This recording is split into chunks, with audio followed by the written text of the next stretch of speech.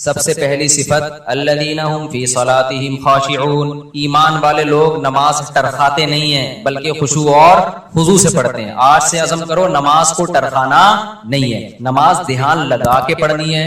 خوب سمجھ لو، نماز میں دھیان لگانے کی کوشش کرنا تو ضروری ہے، دھیان کا لگنا فرض نہیں ہے، کیونکہ وہمی لوگ پھر ٹینشن میں آتے ہیں، ابے دماغ ہی نہیں لگ رہا، دماغ ادھر ادھر گھوم رہا ہے، یار یہ کیا، ابے چھوڑو، تمہارے ذمہ جو اللہ نے کام لگایا تم وہ کرو، لگانے کی کوشش کرو، لگ جائے ٹھیک ہے، نہیں لگے تو اللہ کیا کرے گا، قبول کر لے گا۔ زیادہ ٹینشن نہیں لو، سمجھتے ہو کہ نہیں سمجھتے؟ تو اپنا کام ہے، غلاموں کی طرح جو کام لگایا نا وہ کرو کام۔ ایک صاحب مجھے کہنے مزہ ہی نہیں آ رہا، نماز میں مزہ ہی نہیں آ رہا۔ میں نے کہا اچھا تم مجھے بتاؤ، تمہارا باس تمہیں کوئی کام کہتا ہے کہ یہ چیک جا کے نا بینک سے کیش کرا کے لے آ، آپ کہتے ہو یار مزہ ہی نہیں آ رہا، بھائی ویڈیو نہیں بنائے لکھا ہوا ہے نا، آپ کہتے ہو یار مزہ ہی نہیں آ رہا، میں کیا وہ فیلنگ ہی نہیں ہو رہی کہ باس کی خدمت کر رہا ہوں، ثواب مل رہا ہے یا پیسے ملیں گے، تنخواہ، فیلنگز ہی پیدا نہیں ہو رہی۔ اب آپ گئے اور چیک کے بغیر واپس آ گئے، سر وہ اصل میں ایکچولی جو موٹیویشن چاہیے نا جو کام کرنے کے لیے، وہ موٹیویشن نہیں مل رہی، وہ ایک تھپڑ لگائے گا کھینچ کے، آپ بولے گا تیرے کو جو کام دیا تھا وہ تو نے کیا کہ نہیں کیا، فیلنگ ویلنگ گئی دل لینے۔ تو اسی طرح اللہ نے جو ہمارے ذمہ کام لگایا ہے نا وہ کام لگائے، نماز پڑھو اور دل لگانے کی کوشش کرو، بس لگے نہ لگے یہ ہمارا مسئلہ نہیں، کیونکہ لوگ چھوڑ دیتے ہیں، یار نماز میں کیا فائدہ، دل ہی نہیں لگ رہا، دماغ ادھر ادھر بٹتا ہے، تو یار ایسی نماز کا کیا فائدہ۔ ابے تیرے ذمہ خدا نے نماز لگائی ہے، تجھے پڑھنا پڑے گی، اور نماز پڑھ، سلام پھر، پتلی گلی سے نکل، تو فرض پورا کرنا ہے ہم نے ہر صورت میں۔ ان چکروں میں نہ پڑا کرو کہ دل لگ رہا ہے کہ نہیں لگ رہا، سمجھتے ہو؟ تو اللہ نے فرمایا جو خشوع پیدا کرتے ہیں وہ لوگ جو ہم عن اللغو معرضون، دوسری صفت ایمان والوں کی لغویات سے بچتے ہیں، فضول کاموں سے بولو بچتے ہیں۔ فضول کام اسے کہتے ہیں جس کا نہ دنیا میں کوئی فائدہ ہو اور نہ آخرت میں کوئی فائدہ۔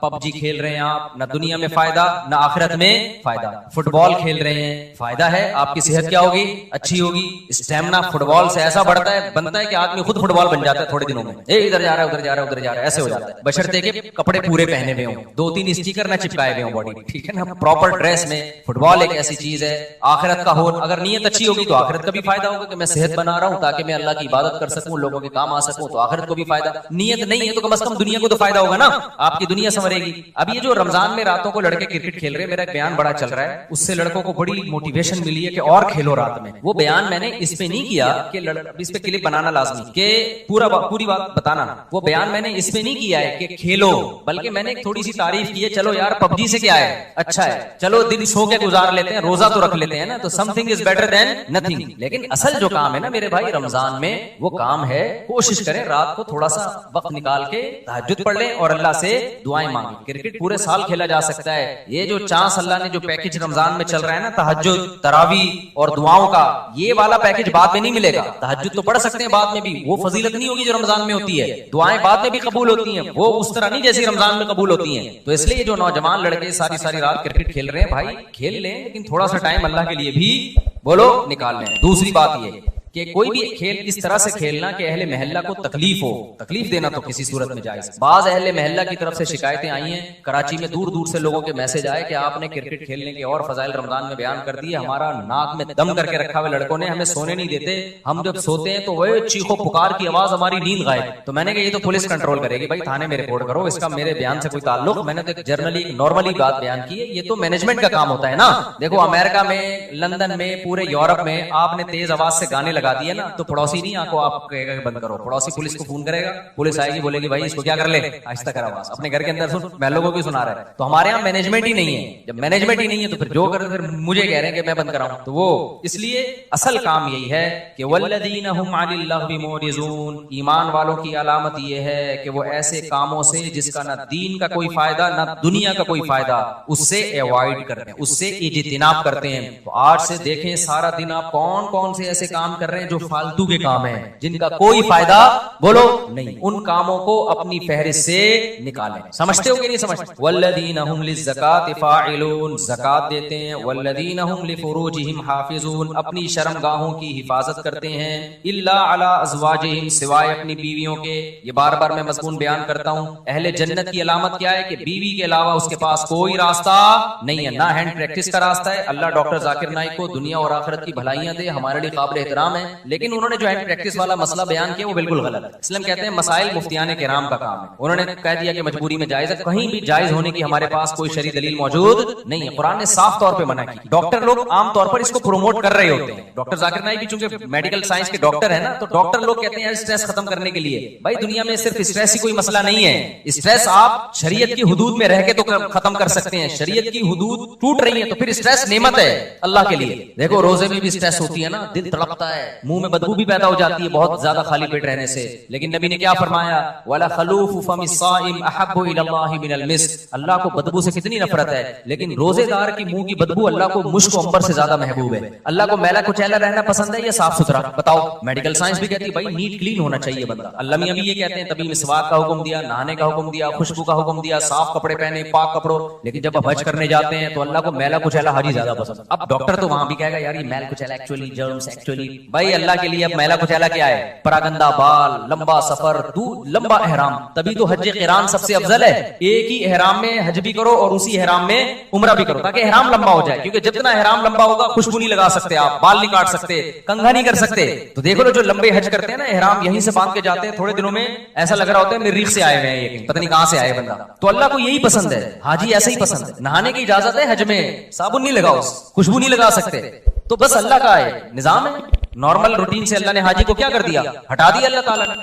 اسلام میں بال رکھنے کا حکم ہے کیونکہ حدیث میں آتا ہے اللہ جمیل ہے, جمال کو پسند کرتا ہے. تو بالوں میں کیا ہے, جمال. یہی وجہ ہمارے نبی بال رکھتے تھے, بڑے بال تھے آپ صلی اللہ علیہ وسلم کے. لیکن حج میں کیا ہے, بولو بال کٹا دو. اچھا مجھے لوگ کہہ رہے ہیں آپ کے کیوں ہیں, اب تو عمرہ کیا. آپ ایک صاحب کہنے لگے اس میں تو 6 عمریں اور ہو سکتے ہیں, اتنے بڑے بال ہیں. تو بھائی میں نے کہا قصر بھی تو ہے نا, ہم نے ٹرینڈ کئی دفعہ کرا لی, اب کیا ہے قصر بھی سنت ہے, وہ بھی ٹھیک ہے. تو بہرحال بڑے بالوں میں زینت ہے. لیکن حج میں کیا ہوتا ہے, دہشت گردی کا جڑ سے خاتمہ. بس وہ اللہ کا حکم ہے کہ یار میرے حکم کو فالو کرتے ہو کہ نہیں کرتے. تو اسی طرح آپ کو جتنی مرضی ٹینشن ہو, اس ٹینشن کو ختم کرنے کے لیے ہینڈ پریکٹس کی آپ کو اجازت بولو نہیں ہے. اس کا ختم کرنے کا ایک ہی طریقہ ہے, نکاح کر لو. جا مجبور ہو کے کرو گے, کسی کا بھلا تو ہو جائے گا نا, کسی کی بچی کا, کسی عورت کو ٹھکانا تو مل جائے گا نا. اس لیے ڈاکٹر ذاکر نائک بہت قابل احترام, اللہ بہت دین کا کام لے رہا ہے, مگر یہ مسئلہ بالکل صحیح نہیں بیان کیا. ایک تو 3 طلاق کا مسئلہ بھی انہوں نے غلط بیان کیا, وہ بعد میں اب ان کی رائے ویسی رہی بھی نہیں ہے, اس میں لچک پیدا ہو گئی ہے. تو لوگوں نے بہت دفعہ ایسا کیا, 3 طلاق دے کے جی ڈاکٹر ذاکر نائک کا کلپ آیا تو بیویوں کو رکھ لیا. میں نے بار بار بتایا حرام ہے 3 طلاق, قرآن نے بیان کیا, حدیث نے بیان کیا, صحابہ کا اجماع ہے, 3 ہوتی ہیں, بیوی حلال نہیں ہوگی. خدا کے غضب کو مت دعوت دو. ڈاکٹر ذاکر نائک قابل احترام ہے, لیکن ابو حنیفہ سے زیادہ علم نہیں ہے ان کے پاس, امام شافعی سے زیادہ علم نہیں ہے, امام مالک سے زیادہ علم نہیں ہے, احمد بن حنبل سے زیادہ علم نہیں ہے. ڈاکٹر ذاکر نائک بخاری کے حوالے دے رہے ہیں, اور احمد بن حنبل بخاری کے استاد ہیں. سمجھ میں آ رہی بات کہ نہیں آ رہی؟ بخاری کے امام بخاری کے استاد ہیں احمد بن حنبل, امام شافعی احمد بن حنبل کے استاد ہیں, امام محمد امام شافعی کے استاد ہیں, امام ابو حنیفہ امام محمد کے استاد ہیں, اور امام مالک بقیہ 3 اماموں کے استاد ہیں. اور یہ تابعین تبع تابعین کے دور کے لوگ ہیں. پوری امت نے ان پہ اعتماد کیا ہے, اور اس وقت اعتماد کیا ہے جب یہ 2 نمبریاں نہیں تھیں, اس طرح کے منجن نہیں بک رہے تھے مارکیٹ میں. نیک لوگ تھے, پرہیزگار لوگ تھے, وہ خود صاحب علم تھے. اس وقت جن لوگوں پر اعتماد کیا گیا نا, تو مسائل میں وہ لوگ زیادہ قابل اعتماد ہیں. آج کے اسکالرز کی ہر بات نہیں لی جائے گی. سمجھتے ہو کہ نہیں سمجھتے ہو؟ تو اچھا میرے بھائی ہم چلتے ہیں آگے. اچھا ڈاکٹر ذاکر نائک بیچارے نے وہ مسائل بتانا بھی چھوڑ دیں, لیکن پبلک نے ان کو چھوڑا نہیں. جب بھی کوئی جاتا ہے حضرت آپ مسائل نہ بتایا کریں, وہ کہتے ہیں بھائی میں نہیں بتاتا یار. ایک دفعہ شکایت کر رہے تھے کہ جو آتا ہے نا ایک ہی بات لے کے آتا ہے. تو اس لیے کہیں میرا پیغام جا رہا ہے نا لوگوں تک, کوئی ڈاکٹر صاحب سے ملنے کے لیے جائے نا تو کائنڈلی یہ والی بات ان سے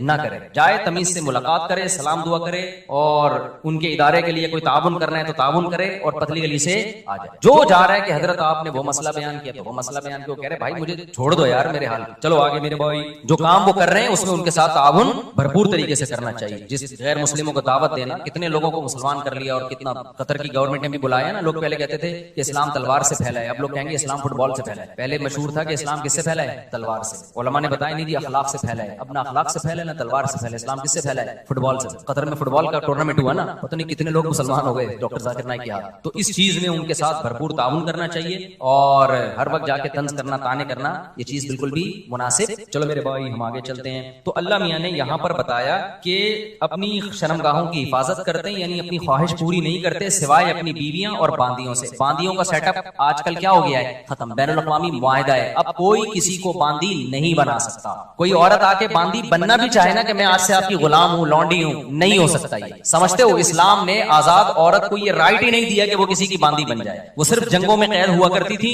और पूरी दुनिया में ये था कि ये मुआहिदा था।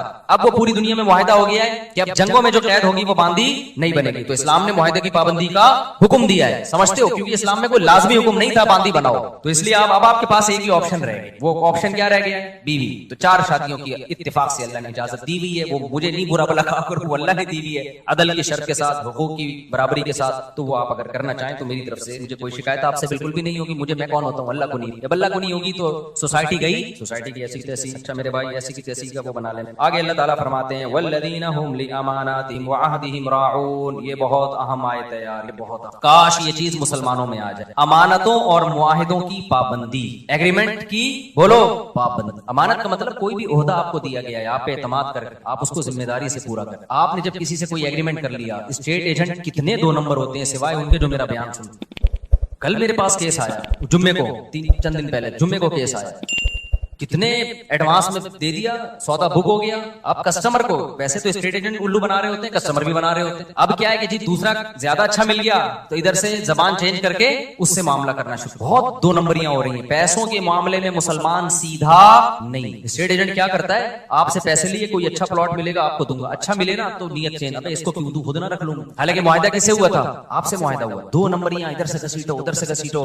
आपने जब मालिक मकान से घर लिया किराए पर, आपने मुआहिदा ये किया था पहली से लेके 5 तारीख तक मैं किराया, आमतौर पे 5 तक दे दिया जाता, आप नहीं दे रहे 5 तारीख को किराया। उसका फोन आ रहा है, भाई किराया क्यों नहीं दिया? आप, चलो अब दे देता हूं मैं। मुआहिदा तो तोड़ दिया ना आपने, मुआहिदा 5 का हुआ था, अब वो कॉल करके क्यों बता रहा है आपको? नहीं आई बात, जो काम आपका था वो क्यों? बैतुल खला जब जाना होता है दूसरा बता रहा होता है, सर आप 24 घंटे हो गए अभी तक वॉशरूम नहीं गए, काइंडली अब आप चले जाएं, आपकी जरूरत है ना वॉशरूम। जब आपको तकाजा होता है आप किसी से मशवरा लेते हो या डॉक्टर कहेगा फौरन जाते हो। तो ये जो आपका एग्रीमेंट हुआ ना कि घर में इस्तेमाल करूंगा और किराया मैं इतने दिन दूंगा, इतने दिन तक दे दूंगा, तो अब जब इतने दिन गुजर गए तो ये जिम्मेदारी किसकी है? आप गुनाहगार हो रहे हो, आप गुनाहगार हो रहे हो, आपको देना पड़ेगा उसको, उसके कॉल किए बगैर।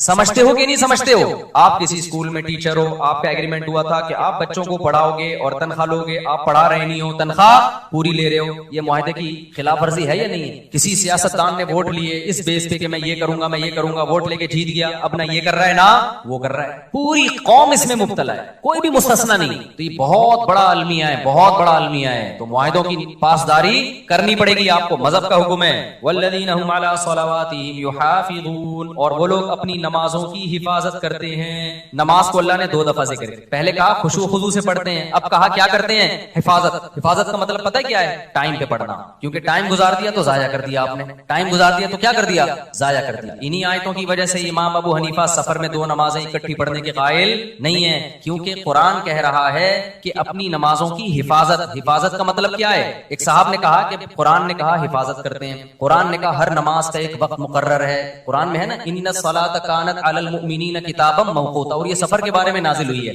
कि हर नमाज का एक टाइम मुतय्यन है। उन्होंने कहा जब कुरान में आता है हर नमाज का एक टाइम मुतय्यन है, तो हमें हदीस से पता चलता है कि सफर में 2 नमाजों का एक ही टाइम है, हालांकि ऐसा है नहीं। हदीस जिब्रील से पता चलता है कि हर नमाज का टाइम क्या है? हर नमाज का एक मुतय्यन टाइम है, हदीस जिब्रील से पता चलता है। ज़ोहर यहां तक, असर यहां तक, असर से मगरिब का टाइम, फिर मगरिब से इशा, हदीस जिब्रील मशहूर हदीस है, उससे पता चलता है। और जो सफर में आता है ना हदीस में 2 नमाजें इकट्ठी पड़ी हैं, अक्सर लोग हम पे तंज करते हैं कि जब नबी ने फरमाया 2 नमाजें इकट्ठी पड़ी हैं तो आप क्यों नहीं पढ़ते? भाई बुखारी मुस्लिम की हदीस है कि नबी ने बगैर सफर के भी 2 नमाजें इकट्ठी पड़ी हैं, तो जो उसका मतलब है वो इसका भी वही मतलब है, इन हदीसों का भी। और उसका मतलब क्या है? अल्लामा शौकानी जो है गैर मुक़ल्लिद आलिम थे, उन्होंने लिखा है कि इसका मतलब है 2 नमाजें इकट्ठी ऐसे पढ़ी है कि हर नमाज अपने वक्त पे पढ़ी है, एक को मुअख्खर किया ज़ोहर को, और जब ज़ोहर का वक्त खत्म हुआ तो फौरन असर पढ़ ली, यानी असर अपने वक्त पे पढ़ी, ज़ोहर अपने वक्त पे पढ़ी। तो जो मतलब उस हदीस का है ना जिसमें आता है नबी ने बगैर किसी उज़र बारिश के 2 नमाजें इकट्ठी पढ़ी हैं, हम कहते हैं यही सफर का भी यही मतलब है। इससे तमाम कुरान और तमाम हदीस में क्या हो जाता है? तत्बीक हो जाती है आराम से, सिवाय हज के। हज तो खिलाफ क़यास है। तो ये जो आजकल इतना ज्यादा रिवाज हो गया है नबी के, भाई जाओ, जब भी लोग जाते हैं सफर में, बात तो घर में ही पढ़ लेते हैं इकट्ठी, तो कोई किसी फिक़े को फॉलो कर रहा है, हमें उस पर एतराज नहीं है। लेकिन आप ये कहना कि हमें कुरान और हदीस का पता है और अहनाफ को कुरान और हदीस का नहीं पता, ये आप कभी बैठो तो हम बताएं कि अल्लाह का शुक्र है हमें जितना पता है शायद आपसे ज्यादा ही पता हो, आपसे कम पता नहीं है। तो ये आखिरी बात, ये चूंकि मौजू चल गया है तो बस 1 मिनट में मैं इस बहस को समेटता हूं। देखो कुरान मजीद मुतवातिर है, उसका एक एक लफ्ज मिन जानिबिल्लाह है, उसमें एक हर्फ में भी तहरीफ नहीं हुई है। कुरान जगह जगह कहता है ईमान वाले अपनी नमाजों की हिफाजत करते हैं, जगह जगह कहता है, बार बार कहता है। اور حدیث جبریل سے پتہ چلتا ہے کہ ہر نماز کا ایک ٹائم متعین ہے، اس میں سفر اور حضر میں نبی نے کوئی فرق نہیں بیان کیا. تو ہم یہ کہتے ہیں کہ جو متواتر ہے نا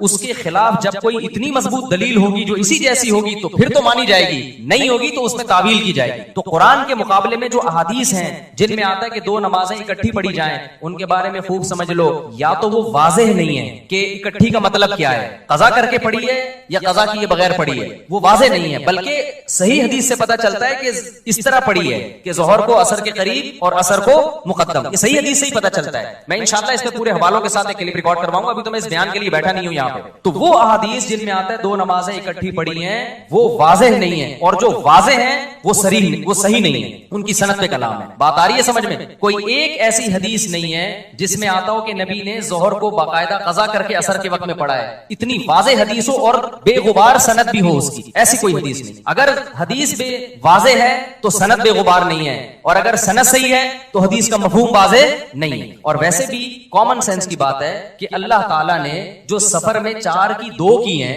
وہ 2 اسی لیے تو کی ہیں کہ ٹائم پہ ہو جائیں.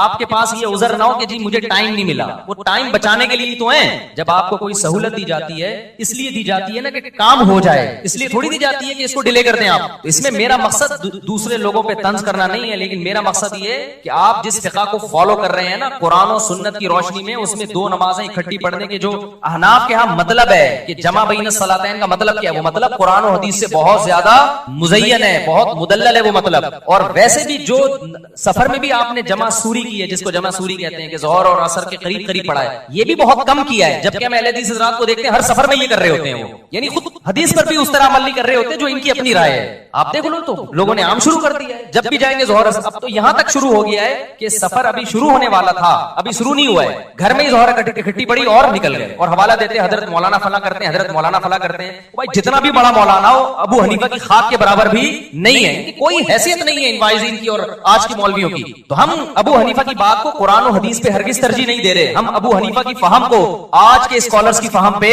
ترجیح دے رہے ہیں. سمجھتے ہو کہ نہیں سمجھتے ہو؟ چلو آگے.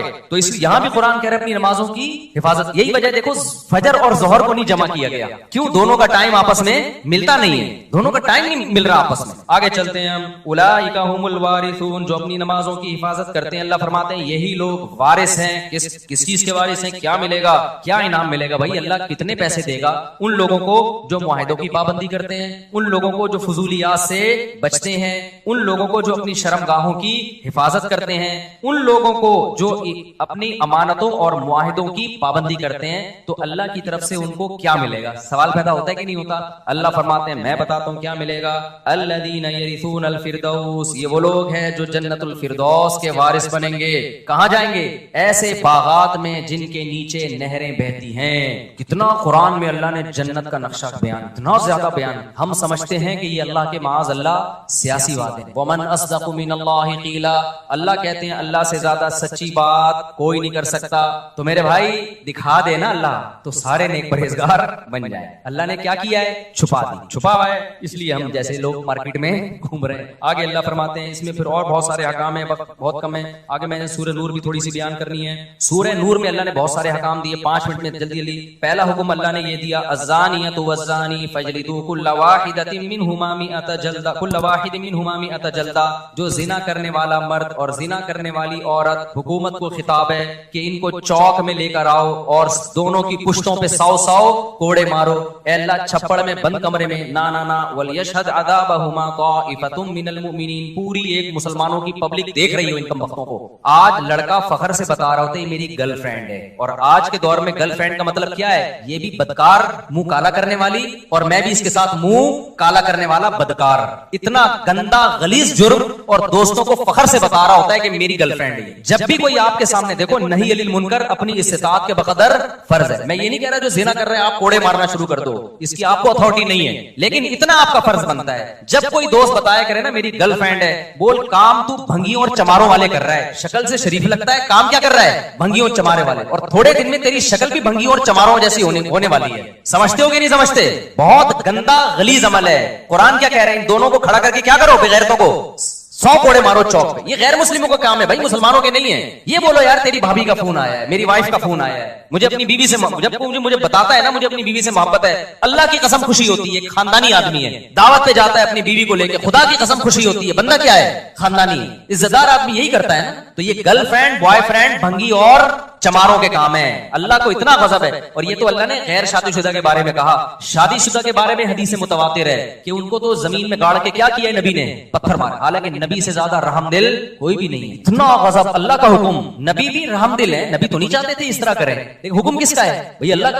अब मेरे पास ऑप्शन नहीं है, जमीन में गाड़ के पत्थर मारे गए, पत्थरों से जिंदा। ऐसा नहीं होता कि जानी मर्द और जानी औरत को बेहोशी का इंजेक्शन लगा के रजम किया जाएगा, ना ना ना। जो शादीशुदा ये जिना कर रहा है उसको तो इस तरह से मारने का हुक्म है। इतना गलीज, इतना पलीद अमल है ये इस्लाम की नजर में। तो जो गैर मुस्लिम कर रहे हैं, अंग्रेज कर रहे हैं, वो नहीं मानते आखिरत को, उनको करने दो, या फेसबुक पे देना शुरू कर दो भंगी चमार। मैं आप लोग के लिए, जो आप में से ये कर रहा है उसके लिए लफ्ज इस्तेमाल कर रहा हूं। तो इसलिए अगर किसी से ये जुर्म हो गया है भाई, पहली फुर्सत में क्या करे वो, तौबा करे, ये इसके करीब भी नहीं जाना इस गंदे अमल के। तो आगे अल्लाह ताला फरमाते हैं कि जो अपनी बीवियों पे तोहमत लगाते हैं उनके लिए भी अल्लाह ने, कुछ लोग शक्की मिजाज होते हैं, बिला वजह औरत पे तोहमत लगा रहे होते हैं, उसके लिए पूरा लिआन की आयत नाज़िल हुई। वक्त कम है, फिर कभी डिटेल बताएंगे। फिर हजरत आयशा रजी अल्लाह ताला अन्हा पर मुनाफिकीन ने झूठी तोहमत लगाई थी। अल्लाह ने अम्मी आयशा की पाक दामनी आसमान से नाजिल की, ये पाक दामन है। इसी वजह से जो हजरत आयशा रजी अल्लाह ताला अन्हा, देखो हजरत आयशा का ऐसा मकाम है, सहाबी ने पूछा या रसूल अल्लाह सबसे ज्यादा महबूब आपको कौन है? आपने फरमाया आयशा। क्या फरमाया? हालांकि उन सहाबी का मकसद था मर्दों में, उनका मकसद क्या था, मर्दों। लेकिन नबी को एकदम जहन किसकी तरफ गया, आयशा। तभी बास ताबीन जब हदीस बयान करते ना, तो जैसे आता ना अन आयशा रज़ी अल्लाहु अन्हा, हजरत आयशा से ना ना ना, वो कहते हिब्बी रसूलिल्लाह, नबी की जो चहीती थी, सबसे महबूबा थी आयशा, उनसे ये हदीस मरवी है। वो ये लक़ब लगाया करते थे। तो आपने क्या फरमाया, सबसे महबूब कौन है, आयशा। तो उन सहाबी ने कहा मर्दों में, फरमाया अबूहा। ये भी नहीं कहा कि अबू बकर, नहीं आई बात मेरा ख्याल है, फरमाया आयशा का बाप। तो नाम यहां भी किसका इस्तेमाल कर रहे हैं, आयशा। तो हजरत आयशा की फजीलत इससे और ज्यादा बढ़ गई कि आयशा भी महबूब और आयशा का के वालिद भी महबूब। तो इसलिए अल्लाह ने आसमान से आपके लिए आपकी पाकदामनी को नाजिल किया। इसी वजह से जो शख्स भी हजरत आयशा रजी अल्लाह ताला अन्हा को माआज अल्लाह फासिका समझता है, इन आयतों की रोशनी में वो इस्लाम से खारिज। लोग हमें कहते हैं, ये मुफ्ती लोग लोगों को दायरा इस्लाम से निकालते रहते हैं, कुफ्र के फतवे देते रहते हैं। भाई हम किसी को दायरा इस्लाम से नहीं निकालते, नाम इसके ठेकेदार है। जो निकल गया है उसके बारे में बताते हैं कि ये मार्केट से क्या हो गया, इस्लाम की मार्केट से शार्ट निकालना तो अल्लाह का काम है भाई, बताना मौलवियों का काम है या नहीं है। तो इतना भी ब्रॉड माइंडेड नहीं बनो कि दायरा इतना बड़ा हो जाए कि कोई उसमें रहे नहीं। अब कोई बुतों की इबादत कर रहा है तो दायरा इस्लाम में मैं कहूँ ये मुसलमान है तो अल्लाह मुझसे पूछेगा कहां से आ गया मुसलमान भाई जो बुतों की इबादत कर रहा है। तो इतने ब्रॉड माइंडेड नहीं बनो, ना इतने मीठे बनो कि लोग खाना शुरू कर दें, ना इतने कड़वे बनो कि लोग थूकना शुरू कर दें। बैलेंस होना चाहिए। तो दायरा इस्लाम से जो निकलेगा तो वो मार्केट से खुद ही निकला है, हमने थोड़ी निकाला है। हम बताएंगे भाई ये नहीं है, काइंडली जरा इससे आप क्या करें, अवॉइड करें। तो मेरे भाई मुफ्ती तारिक मसूद साहब के बयान सुनने के लिए youtube.com/मुफ्ती तारिक मसूद को सब्सक्राइब करें। और अगर आप लाइव वीडियो को कभी भी मिस नहीं करना चाहते हैं तो सब्सक्राइब करने के बाद बेल आइकन पे क्लिक करना मत भूलें। जज़ाकल्लाह। अल्लाह ताला ने हमारी बॉडी में ऐसी फ्लेक्सिबिलिटी रखी है, इतनी लचक रखी है कि जिस चीज का आदी बनाओगे ना बॉडी उसकी आदी बन जाती है। मैं एक किताब पढ़ रहा था, वो भी बहुत पुराने अल्लामा राजी रहमहुल्लाह की थी या किसी और की, इबादत की कसरत पर ना उन्होंने बड़ी अच्छी किताब लिखी थी कि इबादत ज्यादा करनी चाहिए। तो उन्होंने एक बात लिखी, वो 800-900 साल पुरानी बुक है, अरबी में थी वो। उन्होंने एक बात लिखी कि इबादत की कसरत या आमाल की कसरत जब ही मुमकिन है जब आप नींद कम करें। क्या ख्याल है? वरना हमारा ज्यादा टाइम तो सोने में गुजर जाता है ना। तो टाइम को बचाने के लिए जरूरी है कि नींद क्या करें, कम करें। और से सुनिएगा ये बात। अब नींद कम करने का एक तरीका ऐसा है जो नेचुरल नहीं है, ये कुछ मैं अपने अल्फाज इस्तेमाल कर रहा हूं, वो मजमून उन्हीं का है लेकिन स्टाइल और अल्फाज की सिलेक्शन ये मेरी है। वो तरीका ये कि नींद आ रही है मगर नहीं सो, तो जाहिर पागल हो जाओगे। क्या हो गया भाई? यानी जितनी नींद आपकी बॉडी को चाहिए वो आपको नहीं मिल रही तो पागल हो जाओगे ना। तो सही तरीका ये है कि जिन चीजों की वजह से नींद आती है ना उन चीजों पे क्या कर लो, कंट्रोल। सबसे ज्यादा नींद आती है खाने से और पीने से। तो उन्होंने कहा कि खाने पे भी कंट्रोल करे इंसान और पीने पे भी। तो उनके अल्फाज बता रहा हूं, उस जमाने के जो भी हकीम थे उनकी रिसर्च उन्होंने लिखी कि अल्लाह ताला ने हमारी बॉडी को ऐसा लचकदार बनाया है कि अगर किसी इलाके में लोगों को पानी कम मिलता हो तो कुछ अरसे के बाद हमारी बॉडी उसी कम पानी पे जीने की आदी हो जाती है और वो मुख्तलिफ तरीकों से जो रुतूबात की कमी है ना उसको पूरा करना शुरू कर देती है। अल्लाह ने बहुत देखो, सहरा के लोगों के पास पानी कम होता है, उनकी जिस्म में पानी की कमी भी नहीं होती, और जो आबशारों में रहते हैं उनमें पानी की बसा औकात कमी हो जाती है, क्योंकि वो पीते पीते ज्यादा पानी के आदी हो गए हैं। अगर आप अपने आप को 20-20, 25-25 गिलास पानी के आदी बनाओगे ना, तो जब आपको ये पानी नहीं मिलेगा, आपके बॉडी में पानी की कमी हो जाएगी। तो ना कम पियो ना ज्यादा पियो, समझ रहे हो, जितनी बॉडी की रिक्वायरमेंट है उतना पियो। हाँ, कोई बीमारी हो उसमें डॉक्टर कहे, शुगर लेवल हाई रहता है उसमें डॉक्टर के पानी की मिकदार बढ़ाओ, गुर्दों का किसी का मसला हुआ है तो उसमें पेशाब ज्यादा निकालना है, उसको फिल्टर करना है, तो वो एक अलग चीज है। मैंने कहा बीमारी में तो मुफ्ती नहीं बताएगा भाई, डॉक्टर ही बताएगा। मैं तो नॉर्मल इंसान के बच्चे की बात कर रहा हूं। 25 साल का नौजवान इधर एक बैठा हुआ होगा शायद बयान में, अच्छा वाला 25 भी नहीं 22-23 साल उसकी उम्र है, हैंडसम फिटफाट, सो के 6-6 गिलास पानी पी रहा है। मैंने कहा क्या कर रहा है अल्लाह के बंदे, तो इतना फिटफाट तो है, तो इसलिए तमीज से जिंदगी गुजारो।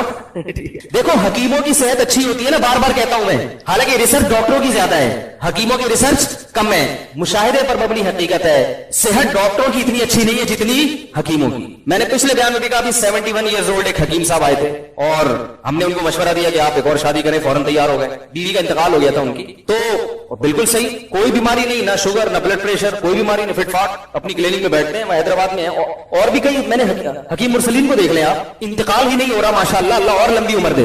मेरी वालदा बचपन में मुझे ले जाया करती थी, 90s की बात है या 80s की, मुझे उस वक्त पैदा हुए ज्यादा दिन नहीं हुए, जब मेरी वालदा मुझे उनके पास लेके जाती थी तो वो बूढ़े थे उस वक्त। सन 2007 में मेरा गला खराब हुआ, ठीक ही नहीं होके दे रहा, एंटीबायोटिक खाई, बहुत इलाज की कोशिश की मगर गला ठीक नहीं हुआ।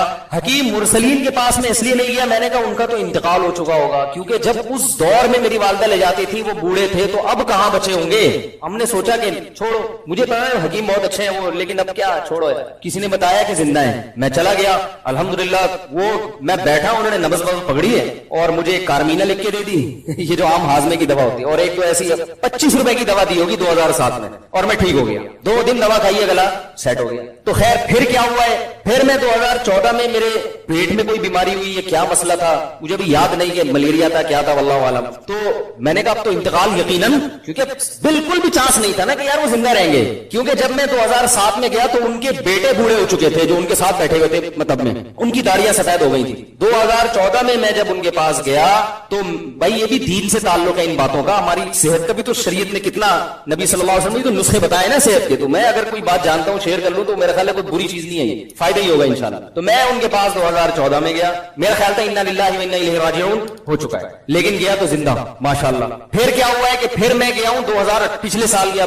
अभी चंद महीने पहले मैं जब उम्रे पे गया था तो वहां गला खराब हुआ, एंटीबायोटिक खाई है, पेट ऐसा खराब हुआ है कि सही होने का नाम ही नहीं ले रहा, इतना इलाज कराया, इतना पैसा खर्च हुआ। इधर आके एक बहुत बड़े स्पेशलिस्ट है पेट के, बड़े मशहूर है डॉक्टर, हिंदू डॉक्टर है लेकिन बहुत मशहूर आदमी है वो, यहां बैठते हैं करीब में ही, उनके बारे में मशहूर है, जिस पेट के बहुत बड़े स्पेशलिस्ट। गया हूं, इतना सा भी फायदा नहीं हुआ, रत्ती बराबर भी। हकीम मुरसलीन के पास इसलिए जा रहा था, मैंने कहा था इनका इन्ना लिल्लाह, क्योंकि जब 2014 में ये वो तो इत्तेफाक से गरीबी थी कि जिंदा दरियाफ्त हुए, किसी ने मुझे बताया कि जिंदा है, मैं चला गया, वाकई जिंदा थे। मुझे उन्होंने दवा लिख के दी है, आप यकीन करेंगे 1.5 से 2 दिन लगे मुझे ठीक होने में, मेरा पेट सही हो गया। हालांकि मैं बड़े बड़े डॉक्टरों को दिखा चुका था, पहले आम जनरल फिजिशियन को दिखाया, जब कहीं से ठीक नहीं हुआ तो फिर गया स्पेशलिस्ट के पास, फिर भी ठीक नहीं हुआ। वो हकीम साहब ने दवा भी पता नहीं क्या है, हल्के से चूरन चटनी, कोई ज्यादा कोई महंगी दवा भी नहीं, उन्होंने मुझे कहा 1 हफ्ता खानी है, मैंने 2 हफ्ते खाई और ठीक हो गया। उसके बाद में वो दवा खाना भी भूल गया, मुझे याद नहीं, आपने ठीक हो जाता है भूल जाता है। तो फिर क्या हुआ है कि जब मैं चंद महीने पहले क्लिनिक से बाहर, उनकी मतलब से बाहर निकल के आया, मैं कहीं जा रहा हूं, वापस घर आ रहा, तो एक साहब रास्ते में मिले, उन्होंने कहा यार कोई अच्छा हकीम बताओ। मैंने कहा हकीम मुरसली ने, कह रहा उनका तो इंतकाल हो गया, बहुत अरसा हुआ। मैंने कहा सब दुनिया में यही समझ रहे हैं, मैंने कहा सब यही समझ रहे हैं। मैंने कहा भाई हुआ नहीं, जाओ। ये एक हकीम लियारी में, एक हकीम थे लियारी में, भाई वो मैं मैट्रिक में हूँ शायद उस वक्त, तो बड़ी शोहरत थी उनकी, तो मुझे वो नजले की प्रॉब्लम थी। मैं जब उनके पास गया तो अक्सर मेरी वालदा भी वहीं जाया करती थी, तो मैंने देखा वो 90-95 साल उनकी उम्र, खड़े खड़े मरीजों का इलाज कर रहे हैं, नब्ज चेक कर रहे हैं। मैंने कहा यार इतनी देर आज जवान आदमी नहीं खड़ा हो सकता है, खड़े खड़े क्या कर रहे हैं। तो मेडिकल साइंस की रिसर्च यकीनन ज्यादा है, लेकिन नेचुरल लाइफ किसकी होती है, नेचर के करीब कौन होता है, हकीम। तो मैं मकसद मेडिकल साइंस की मुखालफत नहीं है, बड़ी बीमारियों में तो डॉक्टर ही इलाज करते हैं, हड्डी टूट जाए तो फिर हकीम साहब एल्फी से तो जोड़ देंगे, वैसे नहीं जोड़ सकते वो, ठीक है ना। और बड़े तो खुदा न खास्ता किसी को अटैक हो गया तो फौरन उसको लेकर जाए डॉक्टर के पास, ऐसा ना हकीम मुरसलीम के पास लेके जा रहे हो तो वो तो हकीम मुरसलीम नहीं कहेगा भाई इसको तो फौरन एडमिट कराओ, कोई ऐसी खतरनाक एक्सीडेंट हो गया, कोई बड़ी बीमारी। लेकिन मेरा मकसद यहाँ बयान करने का डॉक्टरों की अहमियत को कम करना नहीं है, नेचर की अहमियत को बयान करना है। क्योंकि हकीम लोगों की दवाएं केमिकल से पाक होती हैं, जो सही हकीम है, जड़ी बूटियां हैं यानी वो फितरत के ज्यादा करीब हैं, इसलिए उनके साइड इफेक्ट बोलो भाई कम है। फिर वो रात को जल्दी सोते हैं, सुबह जल्दी। डॉक्टर साहब रात को 4 बजे तो क्लिनिक बंद करके आ रहे होते हैं, और आते भी कैसे, कुत्ते उनको घर छोड़कर आते हैं। एक हमारे दोस्त थे, वो इसी तरह आया करते थे, डॉक्टर थे, तो पूरी रात रास्ते में कुत्ते भौंक रहे होते थे उनके पीछे, इतनी लेट नाइट आते थे। फिर सुबह फिर सिगरेट भी पी रहे होते हैं बहुत से डॉक्टर, तो फिर एंटीबायोटिक के अपने मुज़िर असरात हैं, उसके साइड इफेक्ट अलग हैं।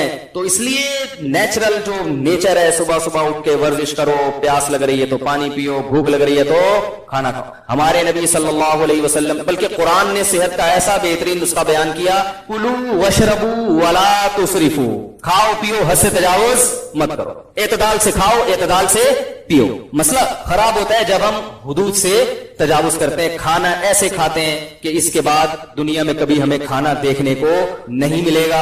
पानी भी ऐसे पीते हैं तो पूरे पूरे जग पीते, प्यास लग रही होती है तमीज से भाई एक गिलास पियो, थोड़ी प्यास बुझ जाएगी, फिर दोबारा प्यास लगेगी फिर पी लेना। इफ्तारी में देखें ना पूरे पूरे जग कैसे उंडेलते हैं, तो हर चीज तमीज से। इसी तरह जब बात चल पड़ी है तो एक और बात बता दूं, ये भी बहुत ज्यादा सवाल उठाया जाता है, कितने घंटे सोना चाहिए। देखो जब से आदम अलैहिस्सलाम आए हैं ना, उस वक्त तो डॉक्टर भी नहीं थे। सोना, खाना, पीना, ये सब क्या है, नेचुरल है या नहीं है? तो जो चीजें इंसान के लिए इंतहाई जरूरी हैं, वो फितरत ने इंसान को खुद से सिखा दी है, वो डॉक्टरों की तहकीक पे बोलो ना नहीं रखी। सोना इंसान की बुनियादी जरूरत है। कितना सोना है ये आपकी बॉडी आपको खुद बताएगी। डॉक्टर देखो कितना खाना ही बॉडी बताती है ना। अब कोई आदमी आके पूछे हकीम साहब मुझे कितनी रोटियां खानी चाहिए, हकीम बोलेगा भाई तुझे 1 रोटी की भूख है तो 1 रोटी का, तेरा 4 रोटियों से पेट नहीं भरता तो 4 रोटियां खा तू।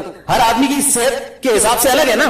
इसीलिए आज क्या हमने देखा है, सबकी जबानों पे 8 घंटे सोना सेहत के लिए इंतहाई जरूरी, 8 घंटे सोना सेहत के लिए पोस्ती बन चुके हैं लोग। पूरी कौम तमीज से सो रही है, हालांकि 8 घंटे बहुत है, बिल्कुल जरूरी नहीं है 8 घंटे सेहत के लिए। तजर्बा करके देख लें आपकी नींद कितनी होनी चाहिए, जितनी नींद के बाद आप फ्रेश हो जाएं वो नींद आपकी सेहत के लिए जरूरी। तजर्बा करके देखें, रात को 4 घंटे तसल्ली से सोएं और उठें, उस वक्त तो थकावट होगी, उठ के जब वुजू वगैरह करके मस्जिद में आए आप बिल्कुल फ्रेश हो चुके होंगे। ये इसकी अलामत है कि आपके लिए कितने घंटे जरूरी थी रात की नींद, 4 घंटे। अगर आप फ्रेश नहीं हो तो आप बढ़ा दो अगले दिन टाइम, समझ रहे हैं। और अगर आप 4 घंटे फ्रेश हैं, आप 3 घंटे सो के देखें, 3 घंटे के बाद भी फ्रेश हो रहे हैं, इसका मतलब आपके लिए रात सिर्फ 3 घंटे की नींद भी काफी थी। हर एक की बॉडी, हर एक की खुराक, हर एक की उम्र, उसके लिहाज से सोने का मयार मुख्तलिफ। हर एक का खाना जैसे दूसरे से मुख्तलिफ है ना, तो हर एक का सोना भी दूसरे से मुख्तलिफ। दिमागी काम ज्यादा है तो नींद भी खुद बखुद, दिमागी काम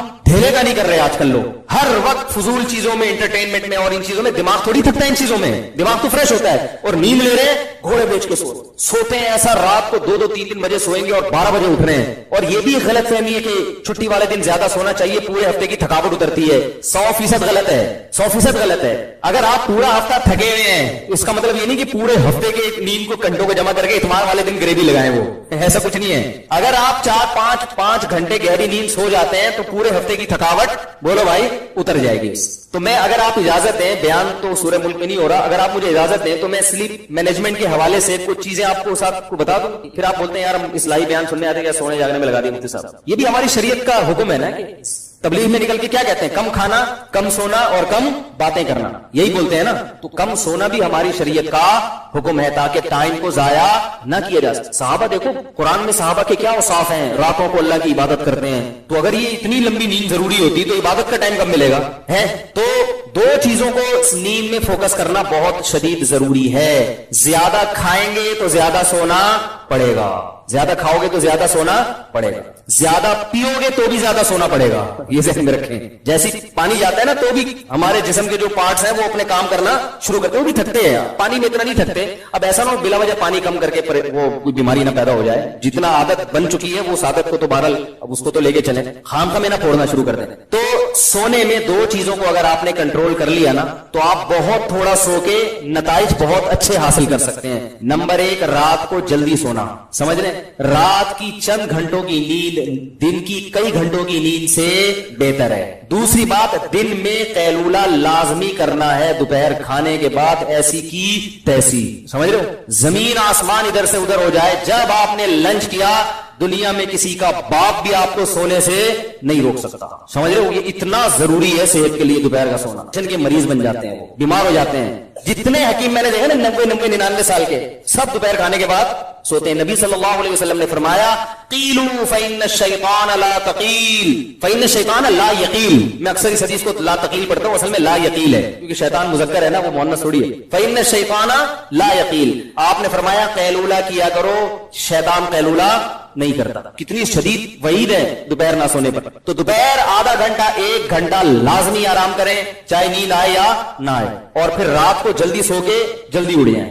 रात को आप जल्दी सोएं, फिर जल्दी उड़ जाएं। जितना जल्दी सोएंगे फिर जो है ना, जल्दी उठ के देखें कि मैं फ्रेश हूं कि नहीं हूं। अगर आप फ्रेश हैं तो अगले दिन थोड़ी नींद और कम करें कि यार हो सकता है इससे कम में फ्रेश हो जाऊं मैं। 5 घंटे सो के आपको महसूस हुआ मैं फ्रेश हूं, तो अगले दिन 4 घंटे कर दें, हो सकता है 4 घंटे भी फ्रेश हो। आप खाम खामे सोतू खान बने हुए हैं और आपको लिए 3-4 घंटे की नींद काफी हो। बाद लोगों की सेहत अच्छी होती है, उनको 3-4 घंटे की नींद बहुत होती है उनके लिए। तो ऐसे नींद को आहिस्ता आहिस्ता कम करते एक मकाम ऐसा आएगा, आपको पता चल जाएगा भाई बिला वजह में 6-6, 8-8 घंटे सो रहा था मैं, तो इतनी सी देर सो के भी क्या हो जाता हूं, फ्रेश हो जाता। समझ में आ रही है कि नहीं आ रही? और फिर ये 2 टाइम तो लाजमी करना है। तीसरा टाइम ग्रेवी वाला, वो ग्रेवी वाला ये होता है कि रात की नींद आपने कम कर ली और दिन में लाजमी कैलूला किया।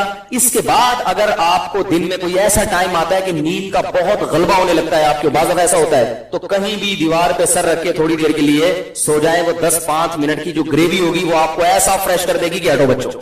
लोग क्या करते हैं, जब ऐसे झटके आ रहे होते हैं फिर बिस्तर पे तमीज से जाके 6 घंटे के लिए सो गए। हालांकि वो एक झटका होता है जो 5-10 मिनट में क्या हो जाता है, वो सेट हो जाते हैं। उसका इलाज हम करते हैं चाय पी के, गुटखा खा के, जो नेचुरल नहीं है। ये मैंने स्लीप मैनेजमेंट का पूरा कोर्स किया हुआ है कई महीनों का, सही है ना। और वैसे भी तो कॉमन सेंस की बातें भी है ना, इसके लिए ये तो कॉमन सेंस की बातें हैं। तो आपने क्या करना है भाई कि रात को जल्दी और सुबह बहुत जल्दी उड़ गए।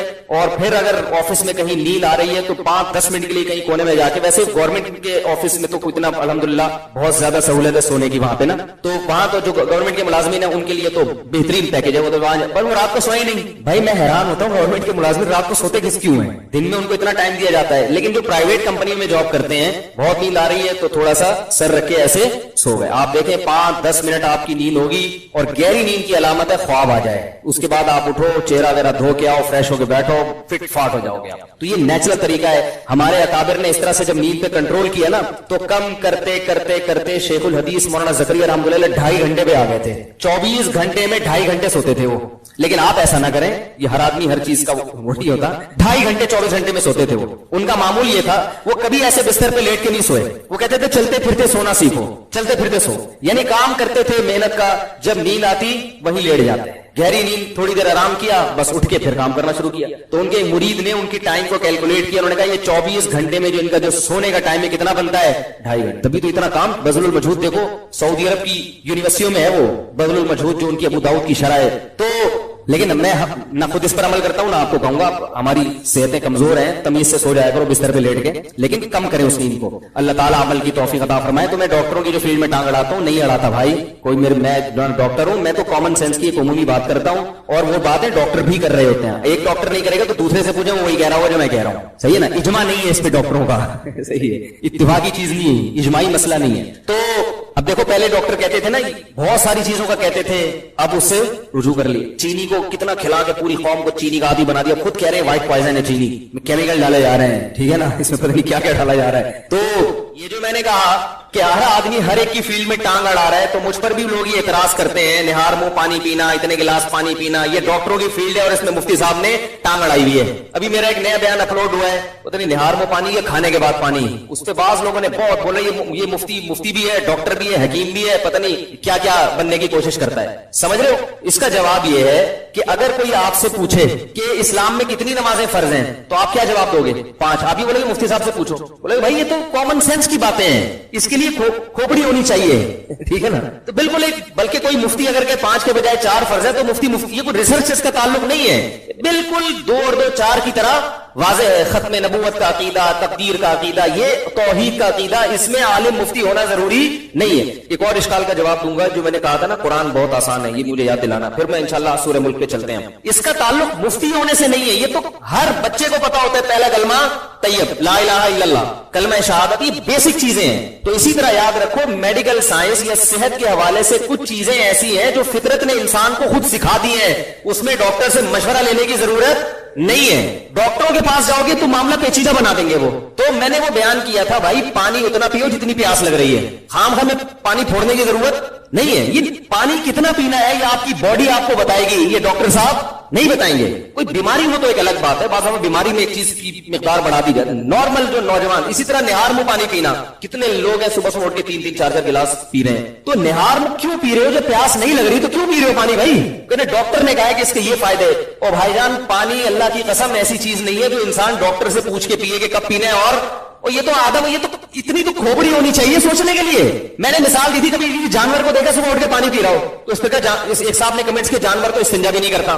ارے استنجا کا تعلق صفائی ستھرائی اور تہذیب سے ہے, اور پانی اور کھانے کا تعلق آپ کی باڈی سے ہے. باڈی تہذیب کے معاملے میں انسان کو جانوروں پر قیاس نہیں کیا جا سکتا. کھانے پینے میں تو کیا جا سکتا ہے. ڈاکٹروں کی تو ساری ریسرچ ہی جانوروں پہ ہوتی ہے, پھر انسان پہ کرتے ہیں. وہ ہر تجربہ پہلے جانور پہ کرتے ہیں, کہتے ہیں یار پھر اب انسان پہ لے کر آؤں اس کو, اس لیے کہ ان کو پتا ہے باڈی کے لحاظ سے جانور اور انسان میں کوئی بڑا فرق نہیں ہے. سمجھ رہے کہ نہیں سمجھ رہے؟ تو سارے جانور صبح اچھے بچوں کی طرح اٹھتے ہیں, کھانے پینے کی فکر, کھانے کی فکر میں لگتے ہیں. وہ تو پیاس لگ رہی ہے, رات کو مرغن غذائیں کھا کے سوئے تو صبح پیاس لگ رہی ہوتی, پی لیں, نہیں لگ رہی تو نہ پییں. سمجھ میں آ رہی ہے بات کہ نہیں آ رہی؟ تو ہر چیز میں ڈاکٹر کو گھسیڑیں گے. میں آپ کو بتا دوں کہ ڈاکٹروں کی تحقیقات بدلتی رہتی ہیں. کئی تحقیقات بدل چکی ہیں. جو ایسی باتیں کی جو ایب نارملٹی والی باتیں تھیں وہ پھر بعد میں ریزلٹ چینج ہوئی ہے. وہ آج آپ کو فائدے بتا رہے ہیں. یقیناً بہت سے فائدے ہیں, ممکن ہے کل ان فائدوں سے رجوع کرے, وہ این ممکن ہے کل رجوع کر لیں گے. یار یہ انسان کی باڈی اتنی پیچیدہ ہے کہ کیا کھانے سے کیا کیا اثر ہو رہا ہے یہ 100% معلوم نہیں کیا جا سکتا.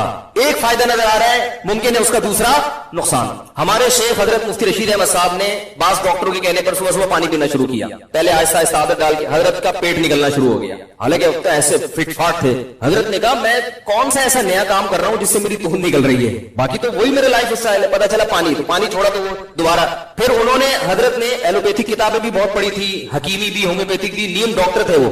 حضرت نے پھر قدیم عربی کتابیں نکالی جس میں پرانے حکیم تھے نا, 900-1000 سال پہلے کے جو حکیم ہیں ان کی کتابوں سے ریسرچ کر کے حضرت نے بتایا. ان کتابوں میں لکھا ہوا تھا کہ نہار منہ پانی پینے سے توند نکل جاتی ہے. ٹھیک ہے نا. اب واللہ عالم یہ آج کی ریسرچ کے لحاظ سے صحیح ہے, بہرحال مشاہدے پر ہونے کی حقیقت ہے. میں تو یہ واقعات اس لیے نہیں سناتا کہ آپ اس واقعے پر ریسرچ کا مدار نہ رکھیں. ایسے ریسرچ تو ڈاکٹروں کے پاس بھی ہوگی, بھائی وہ کیا تھا فلاں کا پیٹ اندر ہو گیا, ہو سکتا ہے یہ بھی ہو. میں تو ایک کامن سینس کی بات کر رہا ہوں کہ اچھے بچوں کی طرح تمیز سے زندگی گزارو. بیمار ہو جاؤ تو کس کے پاس جاؤ؟ ڈاکٹر کے پاس. نارمل نوجوان آدمی, صحت مند آدمی اچھے بچوں کی طرح صبح اٹھے, پیاس لگ رہی ہے تو پانی پیے, نہیں لگ رہی تو تمیز سے, بھوک لگ رہی ہے تو ناشتہ کرے, بھوک نہیں لگ رہی تو ناشتہ بھی نہ کرے, فون نہیں کرے ڈاکٹر صاحب کو کہ کیا کرنا ہے. یہ کامن سینس کی باتیں ہیں. اور یہ میں آپ کی اطلاع کے لیے عرض کر دوں کہ آج عصر کی نماز کے بعد ایک بہت سینئر ڈاکٹر ہیں, ان سے میری ملاقات ہوئی تو مجھے تو یہی طنز میرے اوپر چل رہے تھے نا مستقل کہ یہ ڈاکٹر کی فیلڈ میں ٹانگ اڑا رہے ہیں, حکیموں کی فیلڈ میں, ڈاکٹروں کی فیلڈ میں, حکیموں کی فیلڈ میں, طنز ہو رہے تھے میرے اوپر. تو آج عصر کی نماز کے بعد ایک بہت سینئر ڈاکٹر ہے, میں ان سے ملا. میں نے کہا ڈاکٹر صاحب میں نے بیان میں یہ بات کہی ہے کہ پانی اتنا پیو جتنی پیاس لگ رہی ہے, صبح بلا وجہ پانی پینے کی ضرورت نہار منہ. انہوں نے کہا 100% درست. ٹھیک ہے, یہ ڈاکٹر کی بات بتا رہا ہوں. بڑے بوڑھا ڈاکٹر ویسے بھی زیادہ پڑھا لکھا ہوتا ہے, وہ کافی لوگوں کو قبرستان پہنچانے کے بعد جا کے اس مقام تک پہنچا ہوتا ہے کہ اب وہ تجربہ بھی تو ہوتا ہے نا, ایک مزاح کر رہا ہوں, تجربہ بھی تو ہوتا ہے نا. انہوں نے کہا کہ ان کے الفاظ ہیں فطرت کے کاموں میں ٹانگ نہیں اڑانی چاہیے. یہ ان کے الفاظ بیان کر رہا ہوں. وہ کہتے ہیں میں کبھی مشورہ نہیں دیتا کہ بلا وجہ پانی پیو, پیاس لگ رہی ہے تو پیو, نہیں لگ رہی ہے تو نہیں پیو. انہوں نے کہا صبح اٹھ کے بھی نہیں لگ رہی تو نہیں پیو پیاس. اور اپنے بعض لوگوں کو اس لیے لگ رہی ہوتی ہے صبح اٹھ کے کہ انہوں نے اپنے آپ کو بلا وجہ عادی بنا لیا ہوتا ہے, پی کے نا اتنے گلاس سے شروع کر. تو ہر چیز کے کچھ فائدے ہیں, لیکن ایسے اندرونی سائیڈ افیکٹ ہو سکتا ہے ہو رہے ہو کہ جو آپ بعد میں جا کے آپ کو پتا چلے اور ابھی وہ ڈاکٹروں کی نظر سے اوجھل ہوں.